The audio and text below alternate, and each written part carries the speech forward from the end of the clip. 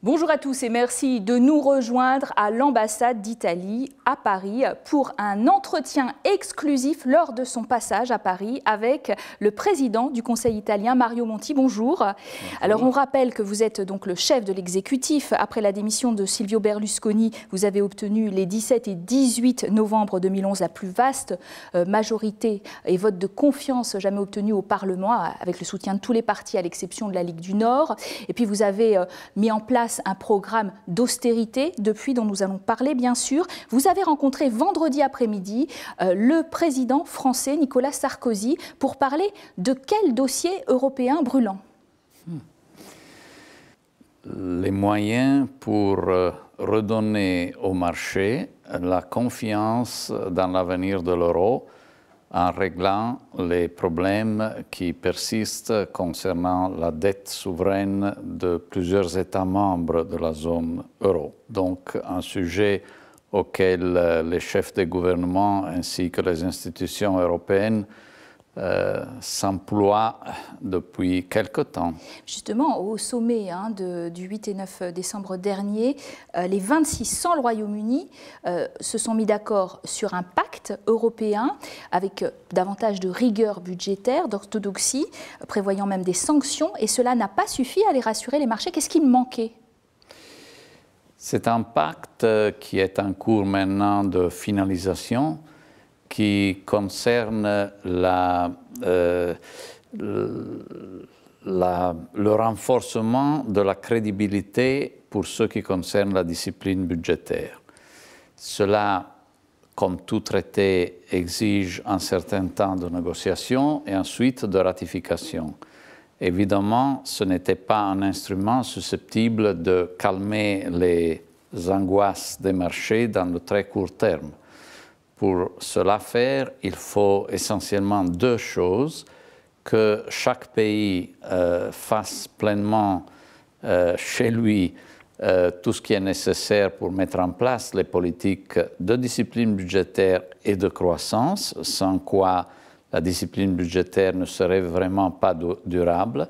Et de l'autre côté, il est nécessaire qu'au niveau de l'eurozone, on mette en place tous les systèmes susceptible de donner au marché la confiance qu'en cas de difficulté de tel ou tel autre pays, il n'y aurait pas d'effet domino. Donc vous dites, en fait, peut-être que ce fameux fonds européen de stabilité financière n'est pas suffisamment doté pour redonner la confiance au marché, c'est ce que vous dites? Il n'y a pas vraiment de certitude qu'on pourra résoudre cette crise de la dette? Ces modalités de fonctionnement sont un peu lourdes. Le montant de la dotation n'est pas énorme. Bref, les marchés, les investisseurs, surtout nord-américains, asiatiques, ne le perçoivent pas encore comme un instrument suffisamment fort. Et puis, il y a aussi l'autre aspect, comment mettre en séquence le fonds de stabilisation financière avec le mécanisme de stabilisation financière qui vient après, donc, et donc comment organiser la séquence. C'est des aspects techniques, mais qui ont beaucoup d'importance pour la vision des marchés. Alors Nicolas Sarkozy a redit aujourd'hui, après votre départ, qu'il était impatient d'instaurer la fameuse taxe Tobin, la taxe sur les transactions financières en France dès 2012. Est-ce que vous lui conseillez? Il y a effectivement un projet de la Commission européenne sur la table qui peut rapporter 50 milliards d'euros si elle se fait au niveau des 27. On sait bien qu'il y a des réticences du côté notamment du Royaume-Uni, de la Suède ou encore de Malte. Est-ce que c'est une priorité pour vous? Ce n'est pas une priorité, mais j'ai annoncé au président Sarkozy que, comme je l'ai dit il y a quelques jours au Parlement italien, mon gouvernement a fait une ouverture. Nos prédécesseurs n'étaient pas d'accord sur l'idée de cette taxation sur les transactions financières. Moi, je suis prêt, mon gouvernement est prêt à soutenir cette forme nouvelle de fiscalité.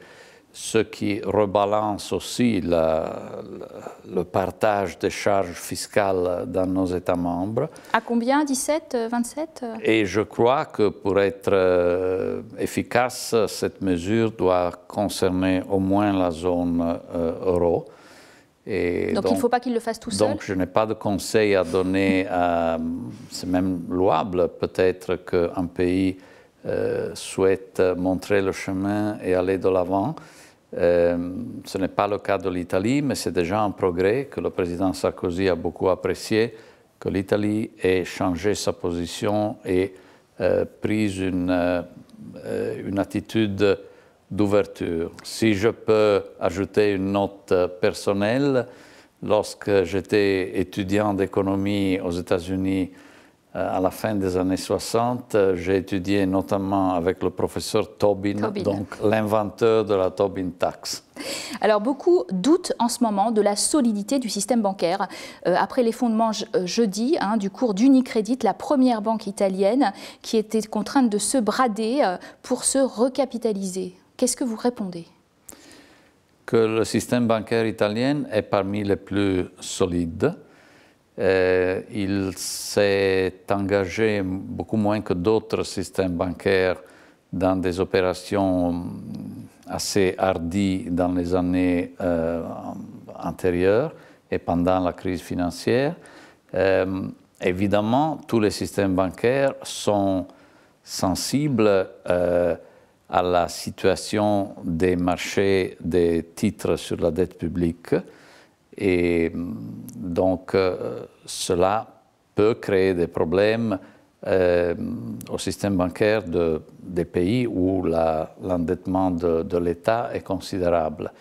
Je crois que les difficultés de Unicredito étaient surtout liées à l'opération d'augmentation de capital qui, dans cette situation de marché, a rencontré quelques difficultés temporaires, mais la solidité de base du système bancaire italien est bien là. D'ailleurs, vous avez reprécisé qu'il n'y avait pour l'Europe aucune raison d'avoir peur de l'Italie, désormais, puisque vous aviez fait votre devoir. Par là, vous entendez que vous avez effectivement présenté avant Noël un plan de rigueur de 33 milliards d'économies, donc 33 milliards d'euros.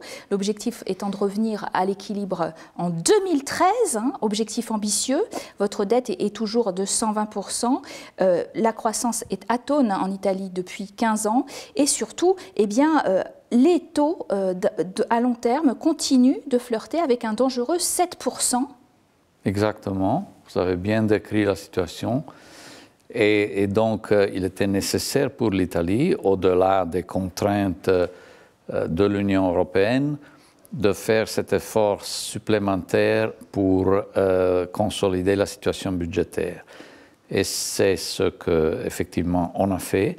Et que l'opinion publique italienne a accepté sans enthousiasme, certainement, mais avec une maturité de fond très remarquable.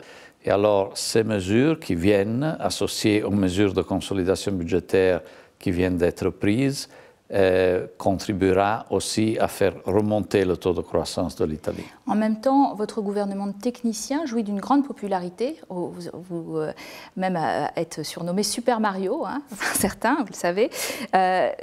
Pourtant, vous devez régulièrement retourner devant le Parlement pour obtenir la confiance des partis, notamment celui de Silvio Berlusconi.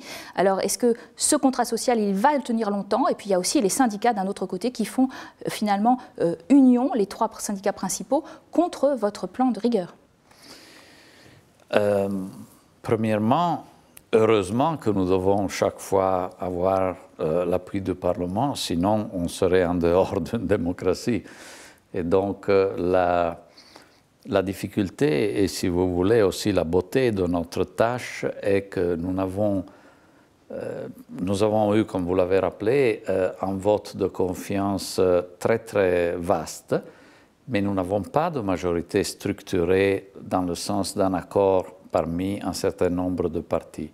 Donc, nous avons à chercher la majorité dans le Parlement sur chaque mesure. Vous vous sentez soutenu en particulier par Silvio Berlusconi, votre prédécesseur? Nous sommes soutenus par son parti, parti à Silvio Berlusconi, par le Parti démocrate de la gauche et par le troisième pôle, le centre.